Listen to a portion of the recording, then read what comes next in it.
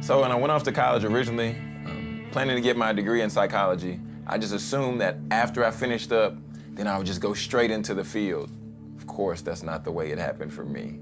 I had these plans that did not happen, and then that ended up in me getting job doing inventory, job doing retail, and doing these various things that weren't lined up with what I was pursuing originally. And then when I got to the point where I was working retail, I was actually excited about this job. I was like, oh, this is something I could do. I could see something long-term happening here. And then eventually, after time passed, what happens with new things, they get old. And then I was burnt out, was just rebellious to my manager, giving her attitude. And then I realized that this wasn't the place for me long-term. It made it hard to show up to that job every day with a positive attitude because I felt like I was being confined to just where I worked, as opposed to being confined to my purpose and pursuing that. While working with these friends at this job, after we would always just go and do the happy hour thing. I was broke, just spending all my money, going out, physically exhausted. I was mentally just drained.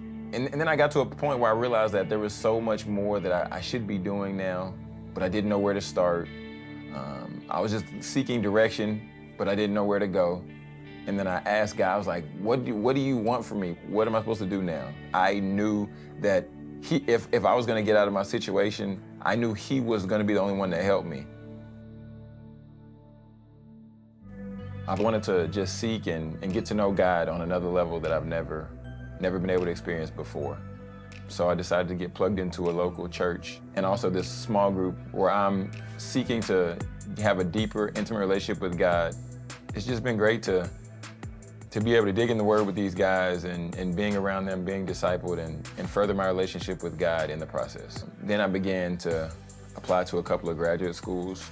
Of course, I don't know what the end-all, be-all will be, but I do know that I have to trust God through the process, and I'm excited just that He'll just continue to order my steps, and He'll continue to place me where I need to be in the future.